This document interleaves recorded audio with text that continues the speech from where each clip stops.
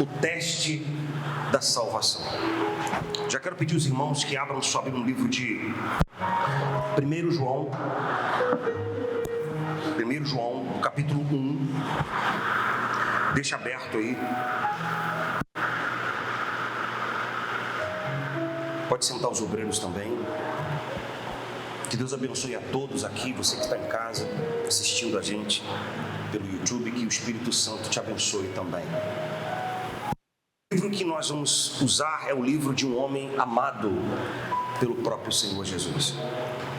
A Bíblia diz que dentre os discípulos de Jesus, João era o mais próximo. E é por isso que ele tinha revelações muito profundas a respeito desse relacionamento.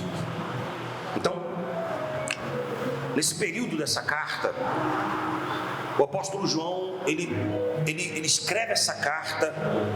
Melhor do que eu falar, deixa eu ler com vocês, lá no capítulo 5, do versículo 13, o apóstolo João, ele explica o porquê dele ter escrito essa carta. Amém? Vamos lá. 1 João, capítulo 5, do versículo 13.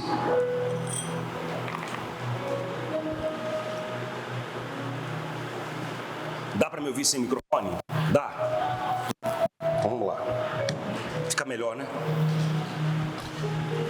Já coloquei no modo avião também, tá tudo certo. Graças a Deus. E ele diz assim: estas coisas vos escrevo. Acharam? Quem dorme, diga amém. Ninguém está dormindo, que bom. Quem já achou, diga amém. Amém. Glória a Deus.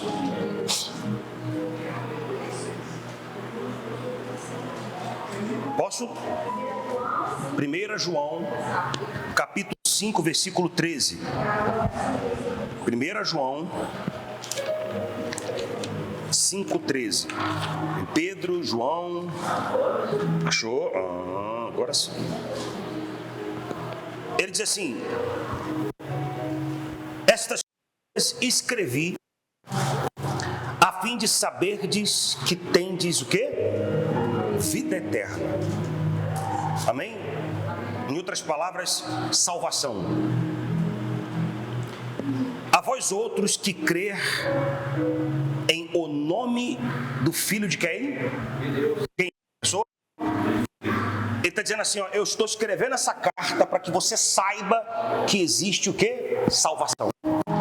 E por quê? Nesse período havia o agnosticismo. Havia um homem chamado Agnor, falando sobre isso ontem. E ele ensinava a respeito do agnosticismo, que Cristo não é Deus, que ele é um homem normal, como outro qualquer. Inclusive, um padre, muito famoso, da época, foi um guerreiro lutador a respeito disso. E ele venceu esse debate, esse papa, porque ele comprovou no argumento, no Concílio de Nicéia, que Cristo é o Filho de Deus. Amém? Mas o papa, sim, as verdades, pessoal, elas são únicas.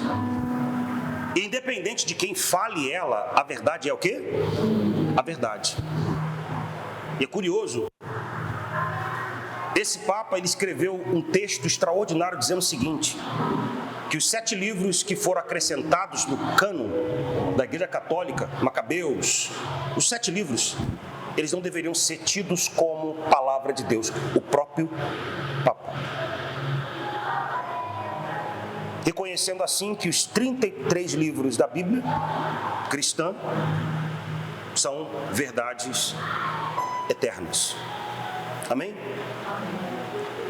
Então, nesse tempo, houve uma perseguição tremenda por causa disso.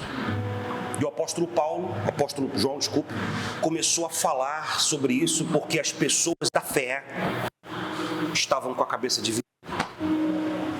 Estavam perdidos. Não há mais salvação. Se Cristo não é o Filho de Deus, então não há o quê? Os o quê? Perdidos. Mas o Espírito Santo veio através do apóstolo João nos revelar que essa não é uma verdade. Amém? Nesse contexto, a gente começa a ler no capítulo 1, no versículo 5, ele escreve assim: Ora, a mensagem que desde o princípio temos ouvido e vos anunciado é esta, que Deus é luz. Amém? Deus é o quê? Deus é luz, e não há nele trevas alguma. Essa mensagem é para você se avaliar, olhar para si, independente do título, cargo que você tenha, porque a salvação não tem a ver com títulos, a salvação tem a ver com o relacionamento que você tem com Deus. E nesse relacionamento que você tem com Deus, existem atitudes que são peculiares de uma pessoa que está salva. Ele escreveu isso aqui para a gente poder entender, avaliar de acordo com aquilo que está escrito, o crivo da palavra e as minhas atitudes, e ver se eu estou no caminho ou não. E ele diz, olha, desde o princípio, a mensagem que nós estamos falando é que Deus é o quê? É luz, e nele não há trevas, não há engano, não há sofrimento, não há dor. Amém? E ele diz assim, se dissermos que comunhão com ele e andamos nas trevas, mentimos e não falamos a verdade. Bom, eu digo assim, eu sou cristão, eu creio em Deus, mas eu ando nas trevas. O que é trevas? O que é trevas? Confusão. O que você entende por trevas? Quantas pessoas hoje estão confusas na sua identidade em relação ao homem ou mulher? O que é isso? Trevas. Quantas pessoas estão sofrendo com respeito ao casamento, à família? Estão contra uma instituição que foi instituída desde o princípio. Confusas. O divórcio, a traição, tem sido uma constante, isso porque trevas. E pior, dentro da igreja. Dentro da igreja nós temos pessoas que casam e se separam, e casam e se separam, sabendo que a luz diz que odeia a iniquidade do divórcio. E não se ensina a respeito disso, e as pessoas vivem uma vida promíscua de relações sexuais fora do casamento, vivendo uma vida sem controle, sem domínio, transvirados. Mas dizem que são cristãos. Dizem que são da fé. Estão mentindo. Porque Deus é luz e nele não há. Você consegue perceber? Não há trevas. Se dissermos que cremos nele, mas andamos nas trevas, mentimos. Não é verdade. Existe um engano. E esse engano está levando um monte de pessoas para o inferno. E o que é pior, dentro da igreja. Dentro da igreja, pessoas estão caminhando a passos largos para o inferno, porque hoje existe uma pregação que tem que forçar as pessoas a aceitarem Jesus, a se batizarem, a fazerem parte de um clube, porque depois que ela aceitou Jesus, ela não precisa fazer mais nada. Ela continua vivendo, andando, fazendo as mesmas coisas que fazia. E está tudo bem, porque uma vez salvo, salvo para sempre. O próprio Jesus, João capítulo 15, nós lemos quarta-feira, aliás, sexta-feira, nós lemos sexta-feira, que ele diz assim, ó, eu sou a videira. O meu pai é quem? O agricultor. Todo ramo que estando em mim, não produzir fruto, o que ele faz? Então não tem essa história de uma vez você está em Cristo, você está salvo. Não está não, querido. Se você está em Cristo, você não tem fruto, que fruto é esse? Que fruto é esse, bispo? Dinheiro, prosperidade? Não. Almas. Uma pessoa que está salva, ela salva. É esse o fruto que dura para todo sempre. O dinheiro que aqui, as casas que você compra aqui, as coisas que você... fica tudo aqui. Agora, o fruto que você dá, que gera para a vida eterna, são as almas que vão ser colocadas na sua coroa quando você chegar diante do Cristo. Aleluia? Você entende o que eu estou falando? Então não existe essa conversa de que, eu estou em Cristo, eu estou salvo, eu estou adulterando, eu estou salvo. Tá não. Eu já ouvi até pessoas falar assim, e se uma pessoa está na igreja e ela cai no vício da maconha, da cocaína, é um pecador salvo. Não, querido. Jesus disse que o escravo não fica na casa. O escravo não fica onde? Quem fica na casa é filho. E o filho tem a característica do pai. Se você olhar no nariz, você vai ver que meu nariz é igualzinho da minha mãe. Igualzinho. Igualzinho. Minha mãe, você vê o nariz igualzinho dela. Se você olhar essa parte minha aqui, a foto do meu pai, você vê que isso é igual ao do meu pai. Se olhar para a Carolina, você fala que ela é o quê? Tem como você falar aqui na minha filha? Todo filho tem a característica do pai. E quem não é filho, é escravo, fica do lado de fora. E ali haverá choro e ranger de dentes. Essa palavra não é uma palavra de condenação, é uma palavra de revelação para você saber onde está. Que eu só posso ir para algum lugar se eu sei onde eu estou. Se eu penso que estou salvo e não estou, eu não vou fazer nada. Se eu descubro que eu não estou salvo, eu vou tomar um choque. Mas eu também vou perceber o amor e a misericórdia de Deus, porque esses anos todos, talvez que eu estava perdido, Ele permitiu que eu tivesse oportunidades como agora estou tendo. E tudo que você tem que fazer é tomar uma decisão sincera, não baseada numa religião, mas de assumir aquilo que está escrito, é o que ele está falando. Se você diz que crê em Deus, tem que andar na luz. Ou você anda nas trevas, então você não está nele, você está mentindo para você mesmo. Você está mentindo para você. Se porém andamos na luz, como Ele está na luz, olha como é que... Eu amo isso aqui, gente, porque ele não só fala, ele dá comparação, mas ele dá um ponto para você se basear se você está fazendo ou se não está. Ele diz assim, se porém andamos na luz, como Ele está na luz, mantemos comunhão uns com os... Você tem mágoa? Você está com inimizade com alguém? Olha o que ele está dizendo. Eu estou na luz. Não, eu estou na luz, estou na igreja, mas o fulano eu odeio ele. Então, as trevas. Goste ou não, aceite ou não, desculpe, mas essa é a verdade liberta. E se você está nas trevas, quem é que está regendo a sua vida? Quem está regendo a sua vida? Deus? Não é Deus, querido. Porque Deus é luz. Deus é o quê? E nele não há? Se dissermos que estamos na luz, mas andamos nas trevas, mentimos.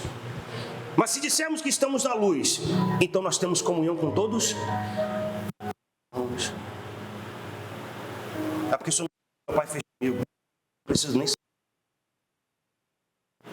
É porque você não sabe o que mentiu comigo, você não sabe o que o fulano fez comigo, porque se o senhor soubesse, o senhor ia me entender.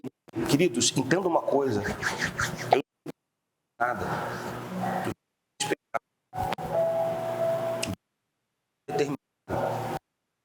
O julgamento, ele mesmo disse que é a palavra que ele falou. Então, o que eu posso fazer é orar por você.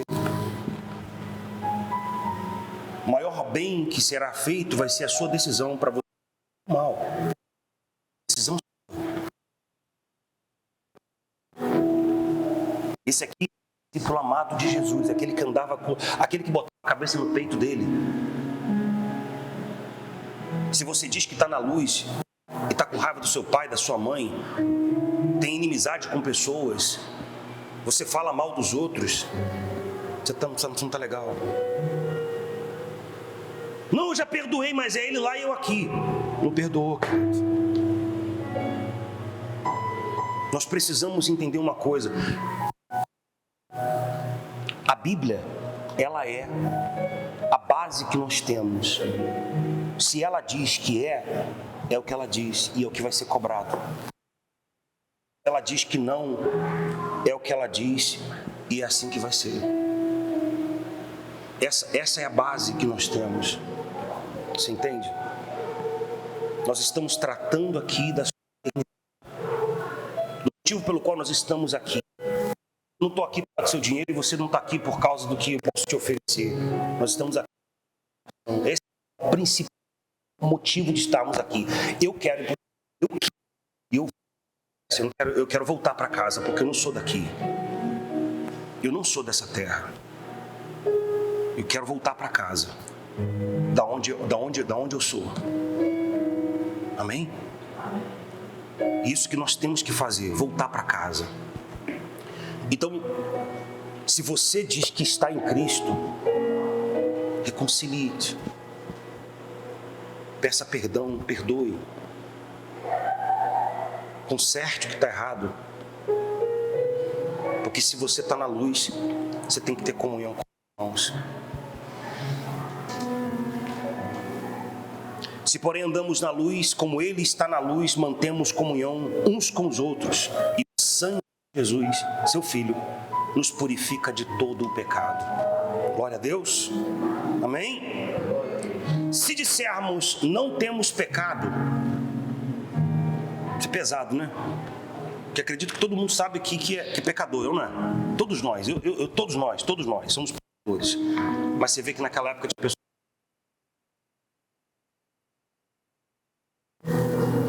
Eu disser para você que tem pessoas que falam assim: bom, eu não sou perfeito, mas eu não mato, não roubo. Quer dizer, o que ela está querendo dizer?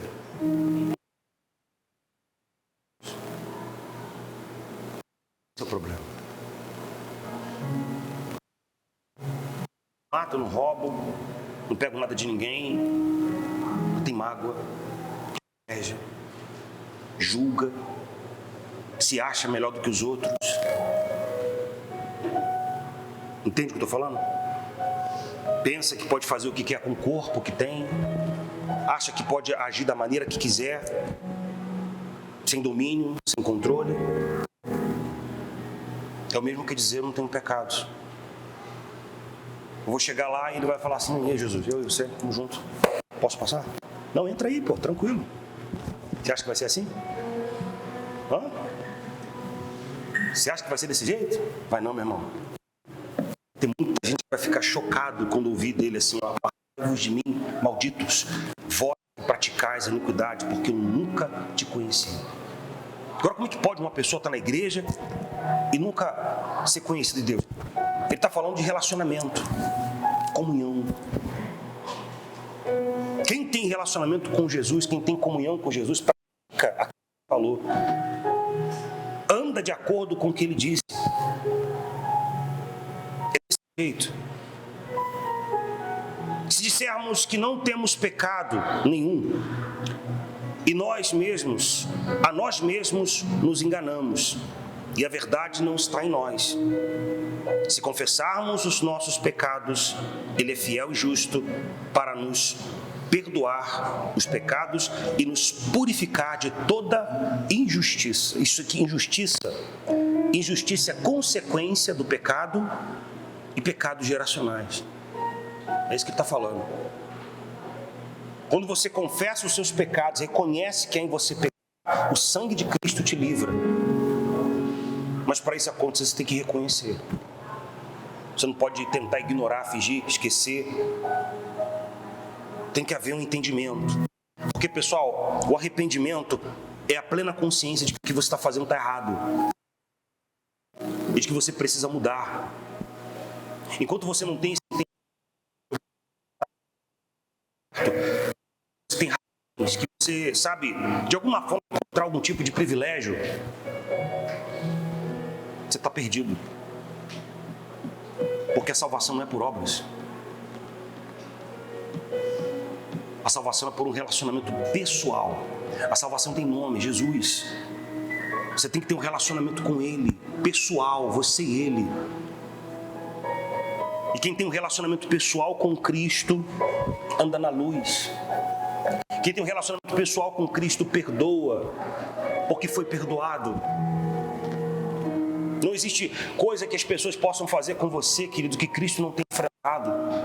Não existe nada, absolutamente nada, que você diga que enfrentado o que o mundo, ou as pessoas do mundo possam dizer, eu passei por isso que ele não entende. Ele passou por tudo, ele foi traído, ele foi abusado, ele foi de todo tipo, ele passou por todo tipo de sofrimento. E o pior, querido, ele era um Deus. Um Deus. Você entende isso? Qualquer coisa que eu e você pudéssemos enfrentar até a cruz não pagaria nada, porque nós somos carne, pó e cinzas, é o que somos. Ele não, ele era santo, puro. Ele escolheu. O apóstolo Paulo diz assim, armemos-nos desse pensamento. Que pensamento? O que Cristo tinha. Tende em vós o mesmo sentimento, pensamento que houve em Cristo Jesus, o qual não usurpou o ser igual a Deus, mas se humilhou, tomando forma de servo e obediente à morte de cruz. Esse é o sentimento. O contrário do que houve em Satanás, porque Satanás, Cristo era o maior de todos e se tornou menor para poder sentar acima de todos. Glória a Deus, amém? Satanás, ele estava lá em cima e quis ficar mais alto e se lascou e está no inferno. E agora quer tentar destruir a gente. Ó a diferença. Quem é não precisa provar que é. E quem não é está tentando provar que é alguma coisa. Você entende o que eu estou falando? Você pegou como é que é forte isso? É muito importante você entender isso aqui, queridos. Só vence o diabo quem venceu a si mesmo. Se você não vencer a sua carne, se você não vencer a si mesmo, você não pode vencer o diabo. E é por isso que a obra de Deus começa na transformação. Pessoal, o que acontece com uma pessoa quando ela aceita Jesus? Quando ela nasce de Deus, é o que acontecia com Adão no jardim. Havia a possibilidade do mal, havia, mas o desejo dele era agradar a Deus. Uma pessoa que foi tocada por Deus, que foi transformada em uma nova criatura, ela ainda é uma pessoa como outra, qualquer no sentido de ser humano. Ela ainda tem alguns pensamentos, sentimentos e vontades, mas o que prevalece é a vontade dela de agradar a Deus. Amém? Agora, o que nós temos na igreja? Pessoas que estão fazendo o que odeiam e renunciando o que amam. Ou seja, ela ama o mundo, as coisas do mundo, mas ela está rejeitando isso e fazendo das tripas coração para fazer aquilo que Deus quer, porque ela não gosta daquilo. Uma pessoa que é nascida de Deus, que ela foi tocada por Deus, ela ainda tem os impulsos do mundo, mas o prazer dela está na lei do Senhor e na sua lei medita dia e noite. Você entende o que eu estou falando? A obra de Deus começa, sabe, o pecado faz isso com a gente, ó. A gente está assim. Você aceita Jesus, você recebe Cristo, você batiza nas águas e você tem o novo nascimento. O que acontece com você? Você fica assim, ó, volta. Mas está tudo amarrotado, não está? Sim ou não? E aí o que acontece? Você, através da palavra, começa a ser passado. Os amassados vão sendo arrancados, que são as vontades, aqueles pensamentos, os maus hábitos, os maus costumes. A palavra vai limpando você. Não foi o que Jesus disse? Vós estáis limpo pela palavra que vos tenho falado. E é por isso que o diabo não quer que você ouça a palavra. Quer que você venha, ouça uma mensagem na televisão. A mensagem da televisão, a mensagem que você recebe no YouTube, você que está me assistindo, não é para você ficar na igreja do YouTube não, querido. É para você se converter e buscar uma igreja, para você se plantar. Essa mensagem aqui é para você que não conhece uma palavra, receber essa palavra e buscar um lugar para você congregar, porque a Bíblia fala claramente que somente os que estão plantados florescerão na casa do nosso Deus. Você tem que se plantar. Ah, mas não tem igreja. Tem sim, querido. Você está falando igual Elias falou. Elias disse assim: Senhor, não existe mais ninguém, só eu dos profetas que sobrei. Ninguém mais presta, é o que ele quis dizer.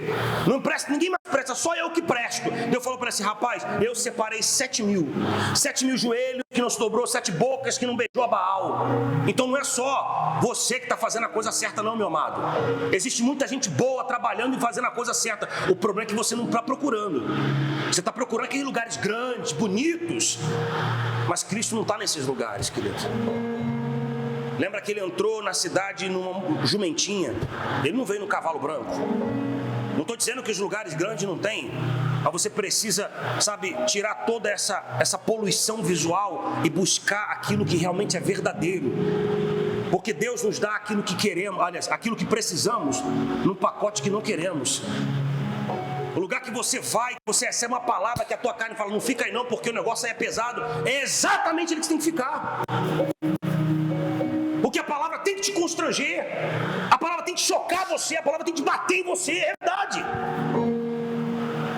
Se você vai para um lugar onde a palavra lisa você faz tudo bem, então você não vai mudar. Andar com pessoas que são melhores do que você vai obrigar você a ser melhor. E é por isso que ele vai falar isso aqui, ó. Vamos ler. Se dissermos que temos, versículo 9, se confessarmos os nossos pecados, Ele é fiel e justo para perdoar os nossos pecados e nos purificar das nossas injustiças. Se dissermos que não temos cometido pecados, fazemo-lo mentiroso e a sua palavra não está em nós. Filhinhos meus, estas coisas vos escrevo para que não pequeis. Se todavia alguém pecar, temos o advogado junto ao Pai, Jesus Cristo, o justo. Ele é a propiciação pelos nossos pecados, e não somente pelos nossos pecados, mas ainda pelos pecados do mundo inteiro. Ora, sabemos que temos conhecido, por isso, se guardarmos os seus mandamentos. Amém? Nós temos conhecido Ele se fizermos o quê? Se guardarmos os seus mandamentos. Os mandamentos de Cristo, o que Ele disse, o que Ele ensinou, o que Ele falou para você e para mim, é isso que nós temos que guardar. O que Ele orientou. Essas coisas transformam a nossa vida de dentro para fora, as verdades sagradas. Amém? Aquele que diz, versículo 6, é isso mesmo? É isso, 3, 4. Aquele que diz, eu conheço e não guardo os seus mandamentos, é o quê? Olha aí.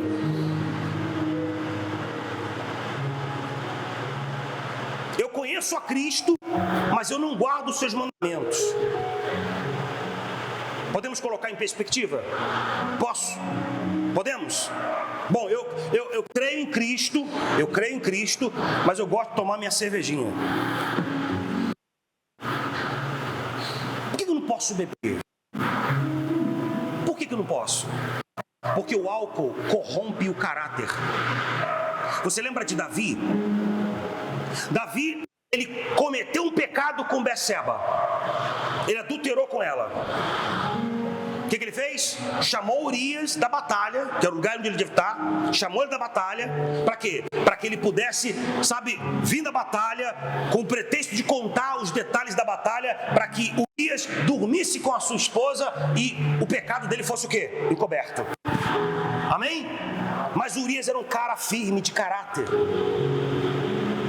Quando acabou de passar o relatório, ele falou assim, pode ir para casa ficar com a sua mulher. Ele falou, não, senhor. Como que eu vou para casa ficar com a minha esposa enquanto os meus companheiros estão na batalha lá? O caráter do cara. Não vou. Não posso, senhor. Aí Davi falou, caramba, você é um cara bom mesmo, hein? Vem cá, vamos tomar um vinho. Encheu a cara dele de quê? Por quê? Você já percebeu que a pessoa que bebe, ela fala tudo que ela pensa? Ela fala e faz coisas que não deveria fazer? É por isso que a bebida é do diabo. Pode falar o que quiser. Ah, não, Cristo bebeu e tal. Pode falar o que você quiser. A bebida corrompe o caráter. Ela destrói aquilo que de bom você tem. A palavra bebida em inglês é spirit. Se você for procurar a etimologia dessa palavra no inglês, é um espírito que come a carne do ser humano. Você quando bebe, você está tomando álcool dentro de você, está destruindo a sua vida, querido. Você entende o que eu estou falando? Ela destrói você, ela corrompe o seu caráter, ela confunde aquilo que é justo e verdadeiro. Quantas pessoas que não traíram por causa de um copo de cerveja? Quantas pessoas roubaram, fizeram coisas terríveis por causa por causa do álcool? Não bebei vinho, mas enchei-vos do Espírito. Está escrito, querido. Tudo me é lícito, mas nem tudo me convém. Amém? São mandamentos. O mandamento de Cristo é qual? Que você deixe a sua esposa, ou seu pai e sua mãe, une-se a sua esposa e case-se. Não vivem em sexo fora do casamento. Amém? Se você tem um problema no casamento, você resolve o problema. Não é divórcio, porque a Bíblia fala que Deus odeia a iniquidade do divórcio. Jesus falou isso, foi Jesus que falou isso. Você entende o que eu estou falando? Se você conhece a Cristo, você guarda os mandamentos. Você guarda os mandamentos. E só alguns apenas do que eu estou falando. Tem muitos outros. Se alguém te fere a face direita, faz o quê? Volta à esquerda. Se alguém te pede uma capa, dá também a túnica. Se alguém faz você andar 1 milha, anda 2. Ora pelos seus inimigos. Não é o que ele diz para fazer? Não é o mandamento dele? É o que ele está ensinando. Então, se eu conheço a Cristo e não guardo, eu sou mentiroso. Você é mentiroso. E qual o destino do mentiroso? Fala para mim. Aqui na terra é prosperar. O mentiroso prospera, né? É ou não é?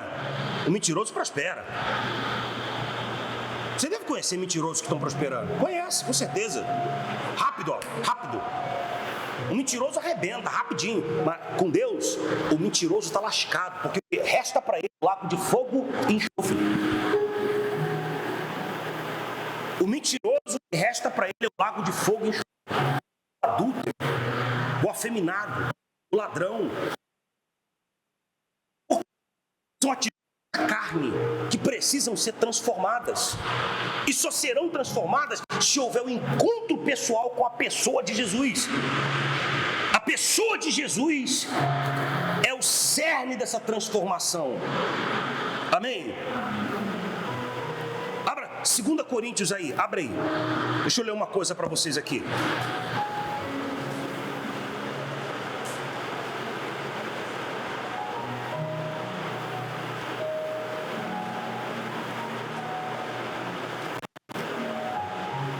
Segunda Coríntios capítulo 5, versículo 17.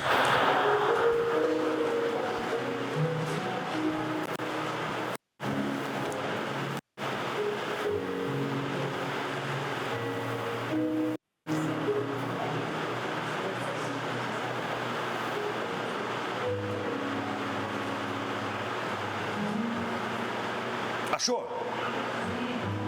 2 Coríntios 5:17.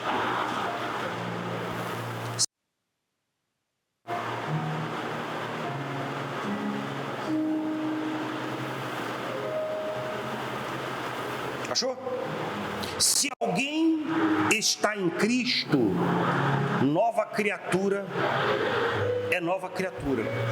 As coisas antigas, o quê? Eis que tudo se fez.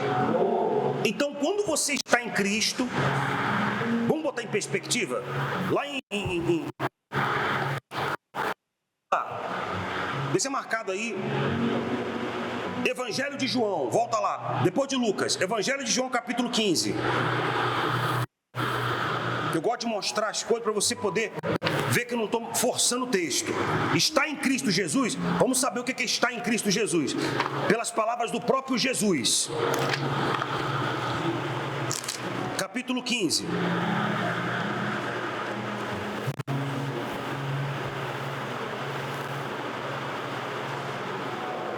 Achou? Evangelho de João, Lucas, vem Lucas, João, diz assim, capítulo 15, versículo 1, vou ler tudo. Eu sou a videira verdadeira, e meu pai o agricultor. Todo ramo que estando em mim não der fruto, ele corta, e todo o que dá fruto limpa para que produza mais fruto ainda. Vós já estáis limpo pela palavra que vos tenho falado. Permanecei em mim, e eu permanecerei em vós. Como não pode o ramo permanecer ou produzir fruto de si mesmo, assim não permanecer na videira, assim nem vós podeis, se não permanecer em mim. Eu sou Nós os ramos. Quem permanece em mim e eu nele, dá muito fruto. Porque sem mim nada podeis fazer. Se alguém não permanece em mim, será lançado fora, a semelhança do ramo, e secará. Apanham e o lançam e o fogo queima. Se permanecerdes em mim, as minhas palavras permanecerdes em vós, pedireis o que quiser e vos será feito. Nisto é glorificado meu Pai, que deis muito fruto. Assim vós torneis meus discípulos. Como o Pai me amou, também eu te amei e permaneci no meu amor. Permanecei no meu amor. Se guardares os meus mandamentos, permanecereis no meu amor, assim como também eu tenho guardado o mandamento de meu Pai e no seu amor permaneço. Amém? Então, como que eu permaneço em Deus?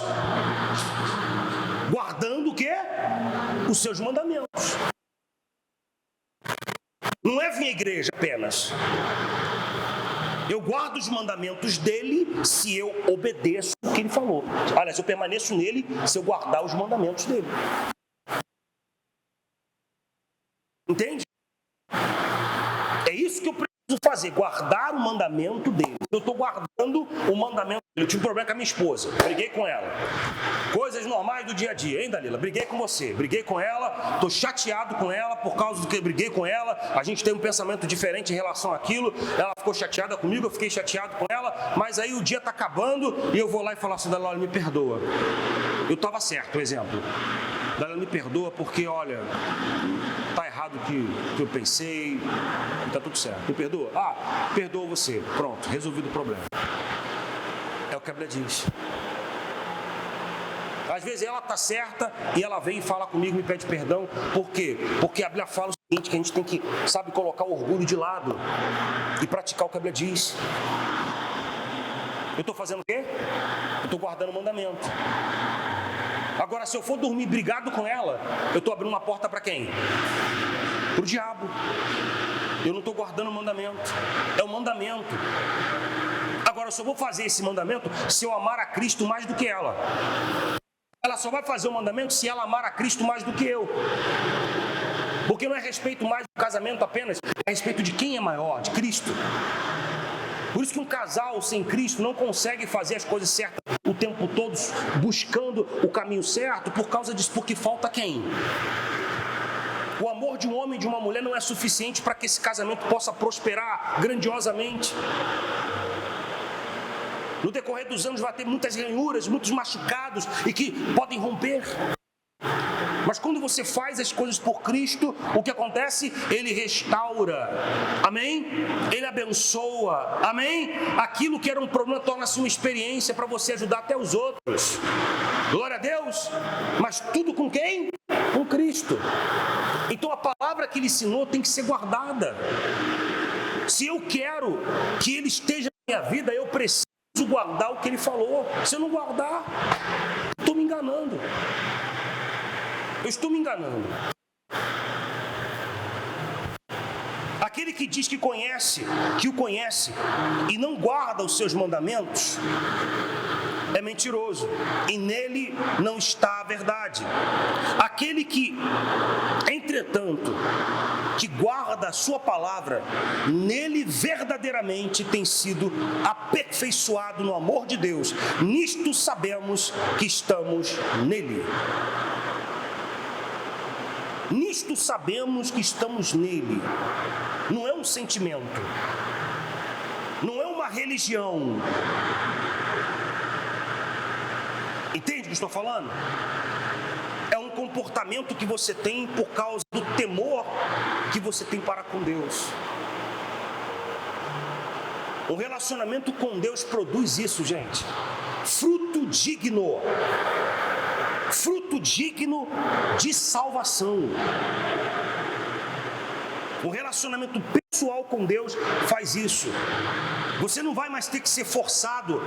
Eu acredito que isso não deve ser feito, mas você tem que largar, não precisa. Não precisa. A partir do momento que a pessoa recebe a palavra, entende aquilo e crê, o Espírito de Deus opera nela essa transformação. está sim. Ela creu na palavra, o Espírito Santo faz isso. E ela consegue ver as coisas claramente. E ela continua na palavra, e o Espírito Santo vai o quê? Passando ela. Vai passando ela.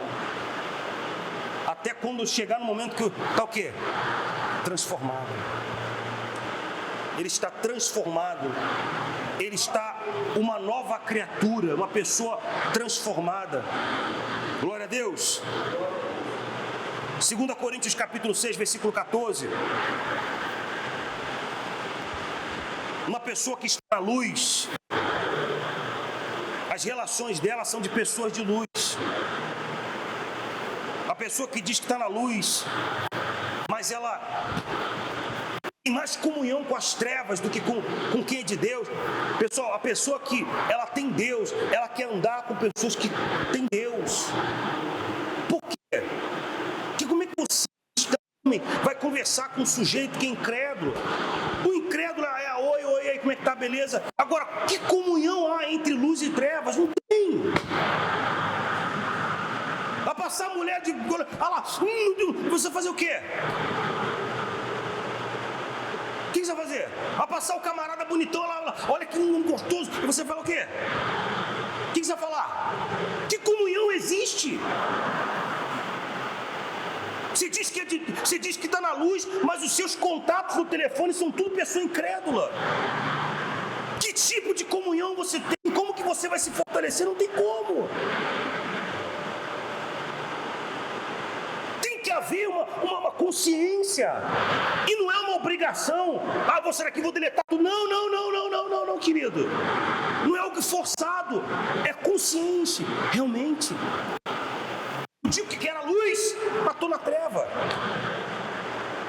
Eu quero ser instruído de coisas boas, mas as conversas que me estão ao redor é só coisa que não presta. Você ri de piadas que falam de Jesus. Você acha engraçada a chacota que fazem a respeito das coisas de Deus. Você acha que você está bem? Vamos ler aqui. Olha, não vos ponhei em julgo igual. 2 Coríntios capítulo 6, versículo 14. Não vos ponhai em julgo desigual com os incrédulos. Por quê? Ou por quanto? Que sociedade pode haver entre o justo ou a justiça e a iniquidade? Olha o diabo. Que isso, Bé? Melhor, né? Que sociedade pode haver entre a justiça e a iniquidade? Iniquidade, pecados antigos. Que comunhão? Não tem como, não tem. Ou que comunhão da luz com as trevas? Que harmonia entre Cristo e o maligno? Você é de Deus. Você vai se relacionar com um sujeito que não é de Deus. Você está procurando para a tua cabeça. Você vai te destruir. Você é de Deus. Você quer se relacionar com uma moça que não é de Deus. E seu jugo desigual. Não, eu vou salvar ele. Você vai para o inferno. Não, eu vou salvar ela. Você vai para o inferno. Uma laranja podre não salva uma caixa. Ou a caixa de laranja boa não salva a laranja podre. Salva? Não salva. Não salva, querido. A laranja podre, você tem que fazer o que com ela? Você tem que tirar da caixa, porque senão vai apodrecer tudo. Não há comunhão. E eu sei que são coisas que doem, mas é verdade. Não tem comunhão entre Cristo e o maligno. Ou que união do crente com o incrédulo. Que ligação há entre o santuário de Deus e os ídolos? Pô, você quer Deus, mas na tua casa tem um ídolo do diabo lá, rapaz. Você está invocando, Deus não vai entrar. Não vai. Não vai, porque Ele já falou. Ele já explicou. Ele já orientou.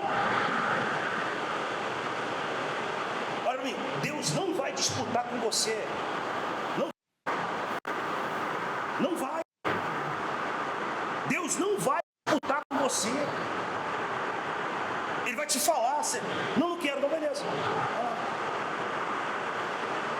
fica em paz, segue teu caminho.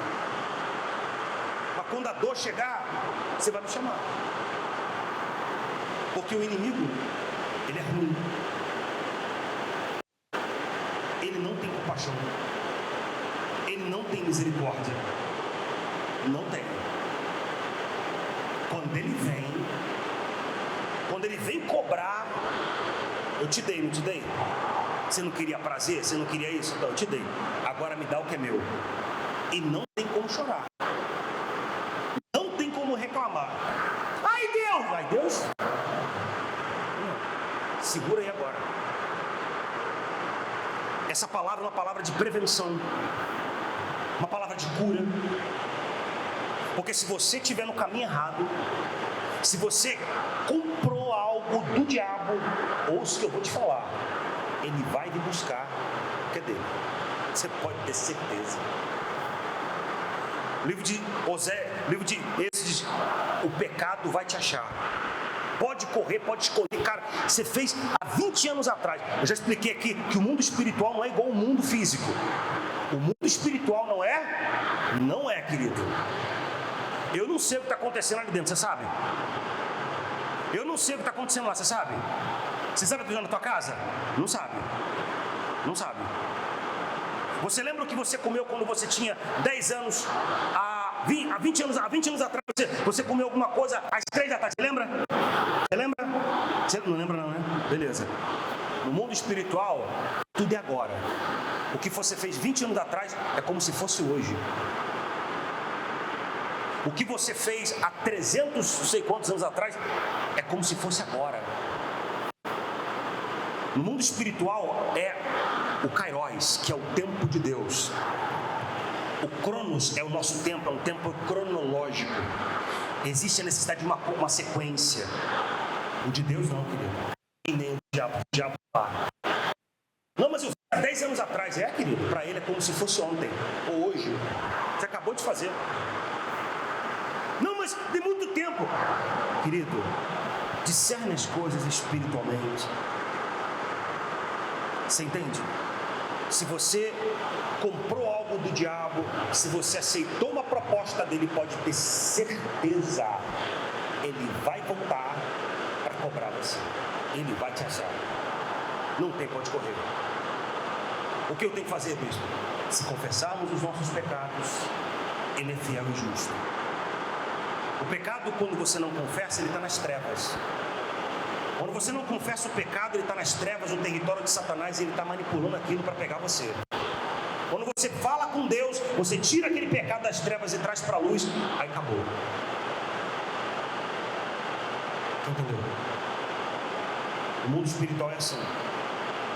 O mundo espiritual é muito maior do que o mundo físico. Qualquer atitude que nós tomamos, pensamentos que fazemos, ecoa por todos os chambers, ou seja, as cavernas do inferno. Todos os demônios vão saber. Por isso que não tem nada oculto, não tem nada que não seja revelado. O que isso traz para você? Eu não sei para você, para mim traz temor. É o que eu penso constantemente. O que eu faço, o que eu vou fazer, vai ecoar por todo o reino do inferno. E eu conheço Satanás. E isso, bicho. Eu sei que quando ele procura uma coisa, ele acha. Ele acha. Então o que eu tenho que fazer? Eu tenho que me esconder na palavra de Deus.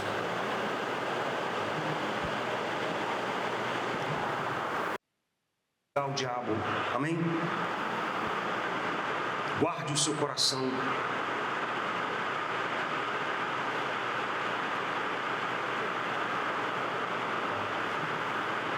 Deixa eu abrir aqui, que bloqueou agora. É 2 Coríntios que eu falei o quê? 6. Satanás bloqueou o telefone aqui. Não tem problema. Eu faço minhas anotações ali, então. 6, versículo 18, né? 17.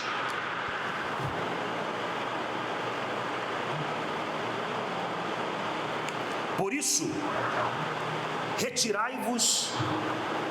Versículo 16. Que ligação há entre santuário de Deus e os ídolos? Porque nós somos santuários de Deus. Amém? Vivendo como Ele próprio disse: habitarei e andarei entre eles, e serei o seu Deus, e eles serão o meu povo. É isso que Deus quer. O que nós somos de Deus? Fala, gente, o que nós somos de Deus? Santuário. Você faz o que você quer aqui na igreja? Você faz? Você faz o que você quer aqui na igreja? Faz? Quem faz? Fala, gente. Você fala palavrão aqui na igreja? Hã? Não.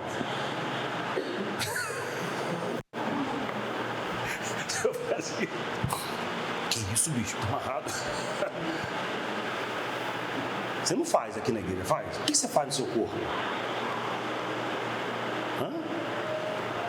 O que você faz com o seu corpo? Porque isso aqui para Deus, querido, é só um lugar para a gente se reunir.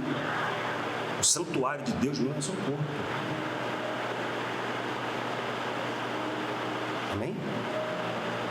É o nosso corpo. O que você está fazendo com ele? O que você está fazendo com o corpo que ele te deu? Você acha que ele vai habitar num corpo que tem ídolos? Um corpo profanado? Você entende o que eu estou falando? Eu sei, a palavra de Deus é pesada, mas ela liberta. Versículo 17. Por isso retirai-vos do meio deles. Retirai-vos do meio dele. Separai-vos, diz o Senhor. Não toqueis em coisas puras. Isso aqui, pessoal, foi falado no livro de Isaías. Amém? E está sendo repetido no livro de 2 Coríntios. Pela lei, ou melhor, pela como é que eu posso explicar? Pela teologia, pela explanação hermenêutica, por aquilo que a gente aprende dentro da teologia, tudo que foi falado no Antigo Testamento e é repetido no Novo Testamento é doutrina para a igreja. Tudo. O que foi falado no passado e é repetido aqui, ele está dizendo que idolatria é de quem? É do diabo e é doutrina para a igreja. A igreja do Senhor não pode ter idolatria. A igreja do Senhor não pode tocar em coisas imundas. A igreja do Senhor tem que sair do meio daquilo que é errado. Compreende o que eu estou falando? Eu estou falando com você o que está na Bíblia. Eu não estou dando para você nenhum pensamento do que eu acho. O que eu acho não interessa. O que importa é o que está escrito. Amém? Vamos lá. O Senhor: não toqueis em coisas impuras, e vós sereis, e vos recebereis, e sereis o vosso Pai, e vós sereis para mim filhos e filhas, diz o Senhor. Para que eu seja filho e filha de Deus, tem que fazer o quê? Não tocar naquilo que Ele disse para não tocar. Tendo, pois, amados, tais promessas, purifiquemo-nos de toda impureza, tanto da carne como do espírito, aperfeiçoando a nossa santidade no temor do Senhor. Eu vou repetir essa parte aqui: aperfeiçoando a nossa santidade aonde? Para a gente terminar, pode fechar a Bíblia. A santidade de uma pessoa, ela é aperfeiçoada pelo o que é o temor? A Bíblia fala muito sobre isso. Êxodo 20, o apóstolo Moisés diz assim: mata Cobre, mostrar o pau que matou, né? Vamos lá. Êxodo 20, o que está escrito lá?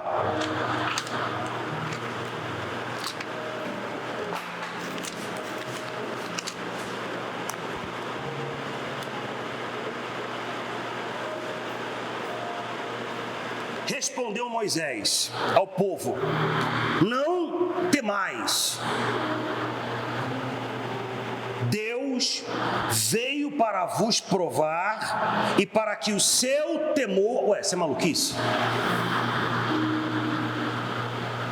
Não temais. Agora, para que o temor... Como assim? São duas coisas distintas. Ter medo de Deus e ter temor a Deus é outra coisa. Ter medo de Deus, o medo supõe, sabe, esconderijo, fugir. Não temas, não fuja. Porque o Senhor veio para que o temor dele esteja no seu coração. O temor é um profundo respeito, uma admiração extraordinária. Por quê? Olha para mim. Porque Deus vê tudo, sabe de tudo. Ele é o Senhor do universo. Ele mediu as águas com as mãos. Toda a nação para ele é como uma gota no balde. Você pode imaginar a grandeza desse Deus? Ele pode olhar para você e prescrutar, nada você consegue esconder dele. O dia que você estiver diante de Cristo Jesus, a Bíblia fala que os olhos dele é de fogo. Por quê? Ele vai olhar nos teus olhos e não tem nada que você esconda dele. Não vai ter desculpa, não vai ter conversa. Então isso faz você entender, ele não é teu igual. E a falta de temor faz a pessoa entender que Deus é como eu. Como está lá no livro de Isaías. Ele nada vê, ele nada entende. Não, Deus não sabe não. Nada demais. Você quer conhecer um cristão que não teme a Deus? Ele acha que Deus é igual a ele. Meu camarada, meu amigo. Agora o cristão que teme a Deus, ele tem reverência. Ele pensa duas vezes antes do que ele vai falar. Porque ele sabe que até as palavras que ele diz serão usadas naquele dia, no julgamento. Você sabia que tudo que você fala e faz está ecoando pelo universo? E que naquele dia Ele, com seu poder, vai chamar as suas palavras diante de você? Você sabia disso? Que você vai ter que dar conta de tudo que falou? Das coisas que você disse? É sobre esse Deus, pessoal. Então o temor é ele que aperfeiçoa a santidade. A santidade não é ficar sem fazer, sabe? A santidade é separar-se. A palavra santo significa separar. Eu estou aqui no mundo, eu me separo. O que o mundo faz, eu não faço. A pessoa santa, ela se separa daquilo que não é santo. É só isso. Santo não é ser perfeito. É um grupo de pessoas falando besteira e você diz assim, olha, eu vou aqui rapidinho. Valeu. Amém? É um programa na televisão que aparece pornografia, o que seja, você troca, ou se você não é responsável, você dá licença, eu vou resolver um negócio aqui. Entende? Isso é separar-se. É você ler a Bíblia. Vocês entenderam? Vamos orar. Vamos falar com Deus. Vamos falar com Ele em cima do que nós oramos, falamos. Eu não sei qual é a sua condição, não sei. Mas eu sei de uma coisa, querido, Cristo está voltando. O presidente da Rússia, ele anunciou que vai fazer uma avaliação para utilização de armas nucleares. Se você entende o que é isso, querido, isso é um sinal poderoso da vida de Cristo. O presidente da Rússia é aliado daqueles que estão atacando Israel.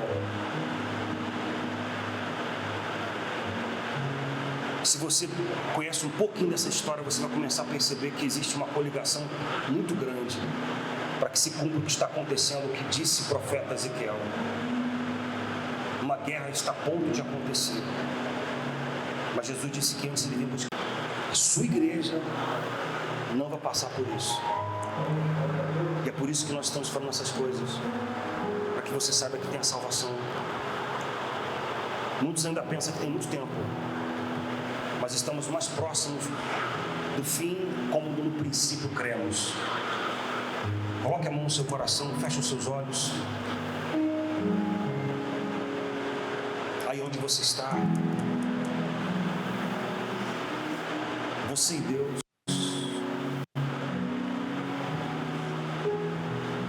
Pai querido e Deus amado, no nome do Senhor Jesus, nós estamos aqui, quebrantados pela Tua palavra, meu Deus, açoitados pelo Teu Espírito, envergonhados por saber que somos falhos, e baseado na Tua palavra pedimos, meu Deus, conserta a gente, meu Deus, tenha misericórdia de nós, tenha compaixão de nós, ajude-nos, ó Deus. Eu te peço, faz uma obra na nossa vida. Aí onde você está, querido, feche os seus olhos, você e Deus, e faça a sua oração, faça o seu pedido, da multidão de palavras que você recebeu, das coisas que você ouviu. É você e Deus, eu não posso te ajudar agora. Que você possa abrir a tua alma e falar com Deus. Deus, ouviu muitas coisas aqui, muitas coisas. E que embora, meu Deus, o meu ego não queira aceitar, o meu espírito sabe que é verdade. Eu preciso da tua ajuda, meu Deus. Desperta o meu ser. Desperta meu ser. Fale com Deus.